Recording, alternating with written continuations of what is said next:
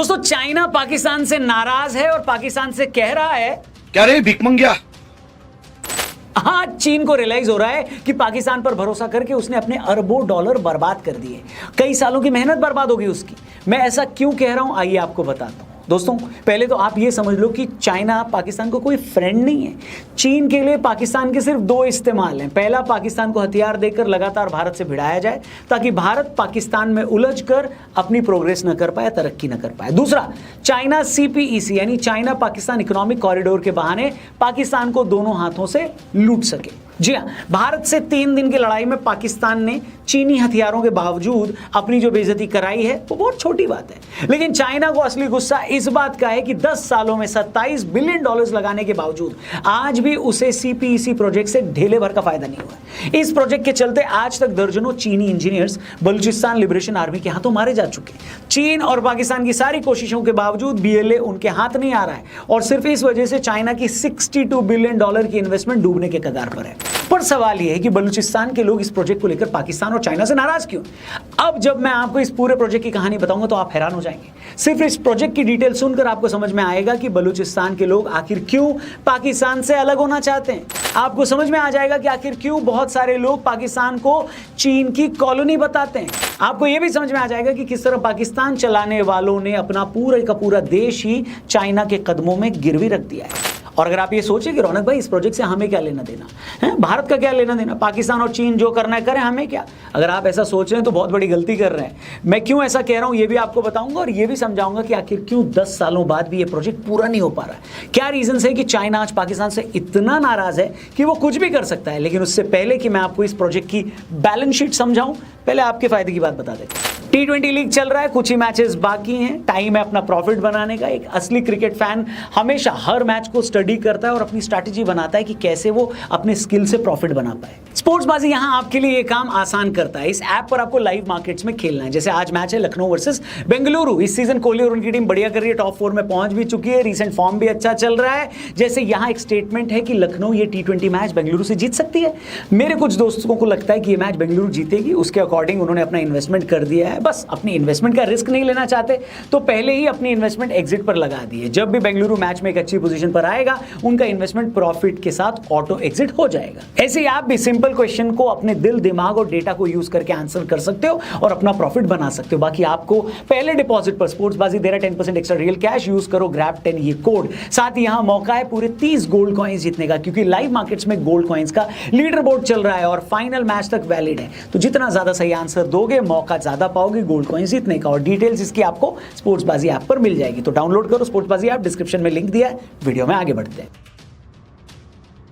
दोस्तों, Indian ocean और Pacific ocean में एक जगह है मलक्का स्ट्रेट। ये वो जगह है जहां से होकर चीन का यूरोप और मिडिल ईस्ट दुनिया से ज्यादातर देशों से माल आता जाता है। लेकिन चीन को हमेशा इस बात का डर लगा रहता है कि अगर किसी वजह से ये चोक पॉइंट बंद हो गया तो उसकी इकोनॉमी बर्बाद हो सकती है। दूसरी बात, यूरोप और मिडिल ईस्ट से होकर जब ये सामान मलक्का स्ट्रेट से होते हुए साउथ चाइना तक आता है तो उसे हजारों किलोमीटर का सफर तय करना पड़ता है, जिसमें टाइम काफी लगता है, खर्चा भी होता है। इसलिए चाइना हमेशा से एक ऑल्टरनेट रूट की तलाश में था। इसी आइडिया के चलते चीन आज दुनिया भर में बेल्ट एंड रोड इनिशिएटिव चलाकर कई देशों में सड़कें बनवाकर वहां से कनेक्ट हो रहा है। और तभी साल 2000 में उसके दिमाग में ग्वादर पोर्ट का ये आइडिया आया। चाइना को लगा अगर बलूचिस्तान की समुद्री सीमा के पास ग्वादर पोर्ट बना दिया जाए और ग्वादर पोर्ट तक चाइना से सीधी सड़क बन जाएगी तो उसकी बहुत बड़ी प्रॉब्लम सॉल्व हो जाएगी। इस तरह उसके जहाजों को हर बार मलक्का स्ट्रेट से होकर नहीं आना पड़ेगा और उसी पोर्ट के जरिए वो बाकी दुनिया से बहुत कम खर्चे पर ट्रेड कर लेगा। बस इसी आइडिया के साथ साल 2002 में पाकिस्तान और चाइना ने मिलकर ग्वादर अथॉरिटी बनाई। 2005 में इसका पहला फेज बनकर रेडी हो गया। पहले फेज को पूरा करने में $250 मिलियन का खर्चा आया, लेकिन इसमें भिखारी पाकिस्तान ने सिर्फ $50 मिलियन दिए। उस वक्त वहां कंस्ट्रक्शन करने के लिए आसपास की बहुत सारी जमीनें एक्वायर की गई। लोकल बलूचों को बिना किसी मुआवजे और बिना उनको घर दिए वहां से भगा दिया गया, उनकी जमीनों पर कब्जा कर लिया गया। और तो और इस प्रोजेक्ट से पहले लोकल बलूच लोग वहां की समुद्री सीमा पर फिशिंग भी करते थे। समुद्र से लगने वाली बलूचिस्तान की 700 किलोमीटर की सीमा को सील कर दिया गया। एक तरह से वहां आर्मी के चेक पोस्ट बना दिए गए और लोकल लोगों को वहां आने से रोक दिया गया। लेकिन लोगों को उस वक्त गुस्सा आया जब उन्हें यह पता चला कि चाइनीज वेसल्स को वहां फिशिंग करने की परमिशन दे दी गई है। Pakistan, in the name of Islam, occupied Balochistan in the name of brotherhood and religion.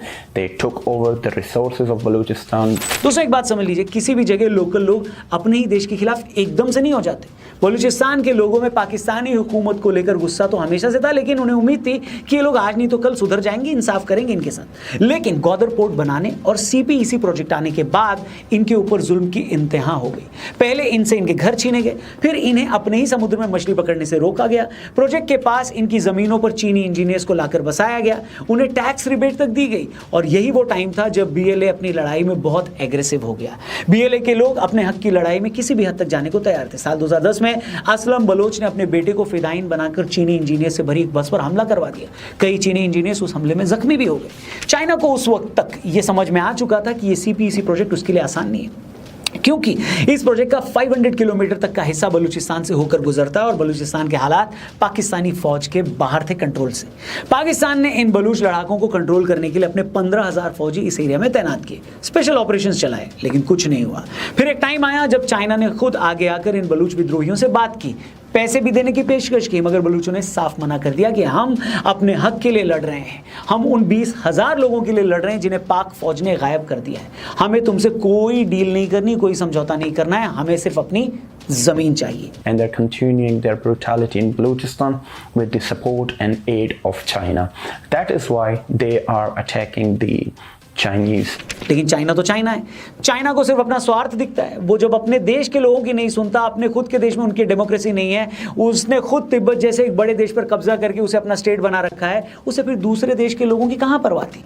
China को ये समझ में आ रहा था वैसे कि अगर ग्वादर पोर्ट बन गया तो उसका मिडिल ईस्ट और यूरोप से ट्रेड आसान हो जाएगा, क्योंकि ग्वादर पोर्ट से ही स्ट्रेट ऑफ हॉर्मुज का डिस्टेंस सिर्फ 400 किलोमीटर है।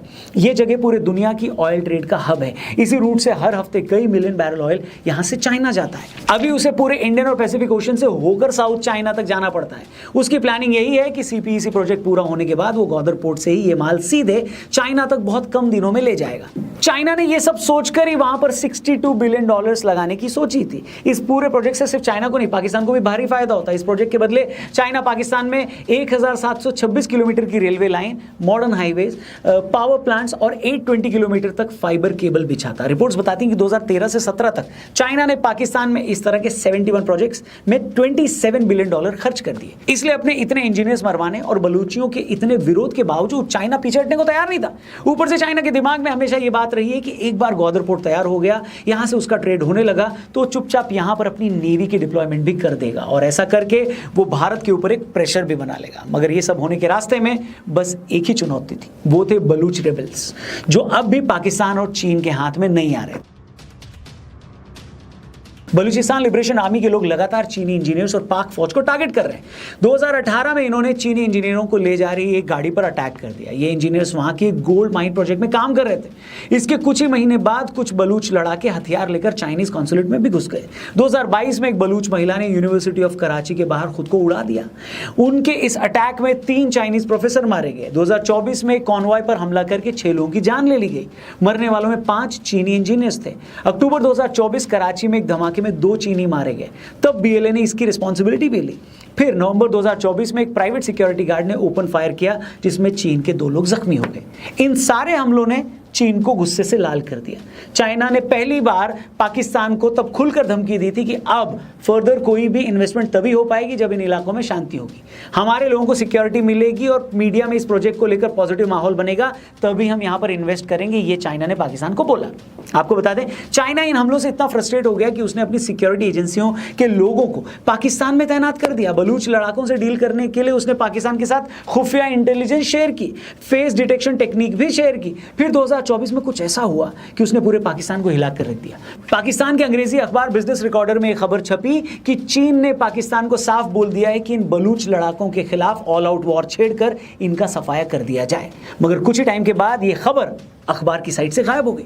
खबर के सामने आने के बाद पब्लिक नाराज हो गई। पाकिस्तान के कुछ इंटेलेक्चुअल्स ने भी इसको मुद्दा बनाया और ये वही टाइम था जब दुनिया को पता लगा कि पाकिस्तान में इंटेलेक्चुअल्स भी हैं। अबे साले। मगर चाइना और पाकिस्तान की पूरी ताकत के बावजूद ये बलूच लड़ाके इनके कंट्रोल में नहीं आ पा रहे। कहने को तो इनकी तादाद सिर्फ 1500 के आसपास है, लेकिन बलूचिस्तान में जिस तरह का मडी और पहाड़ी टेरेन है, उससे इन लोगों को ऑपरेट करने में आसानी होती है। ये हमला करके कहीं भी छिप जाते हैं। दूसरी बात, पाकिस्तान की सालों की दहशतगर्दी ने आज पढ़े लिखे बलूच नौजवानों को, यंगस्टर्स को भी मजबूर कर दिया है कि वो भी इस लड़ाई में कूद पड़े। ये पढ़े लिखे बलूच नौजवान भी पाकिस्तान के लिए बड़ा सिरदर्द है। ये टेक्नोलॉजी को अच्छे से समझते हैं, इनमें लड़ने का जज्बा ज़बरदस्त है और ये अपनी लड़ाई के मकसद को लेकर पूरी तरह कन्विंस्ड हैं।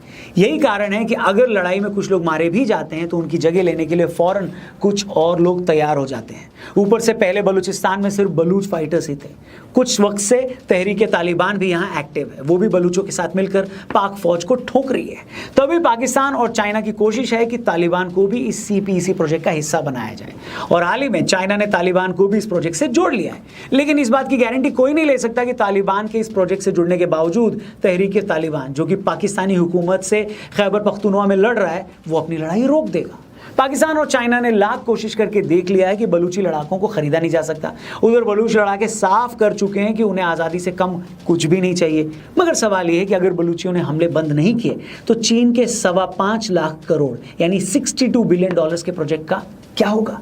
ऐसा हुआ तो न तो वो ग्वादर पोर्ट ऑपरेट कर पाएगा और न ही CPEC प्रोजेक्ट पूरा कर पाएगा। और चाइना अगर इन प्रोजेक्ट्स का फायदा नहीं उठा पाया तो वो पाकिस्तान में अपने सारे इंफ्रास्ट्रक्चर के प्रोजेक्ट्स को रोक देगा। लेकिन ग्वादर प्रोजेक्ट के फेल होने की बात सोच सोचकर ही चाइना को घबराहट होती है। पैसा तो है ही, लेकिन इस प्रोजेक्ट के जरिए उसे जो नया ट्रेड रूट मिलना है शायद वो भी ना मिले। इस पोर्ट के जरिए अरब सागर में उसे जो अपनी नेवल प्रेजेंस बढ़ानी है शायद वो ना बढ़ा पाए।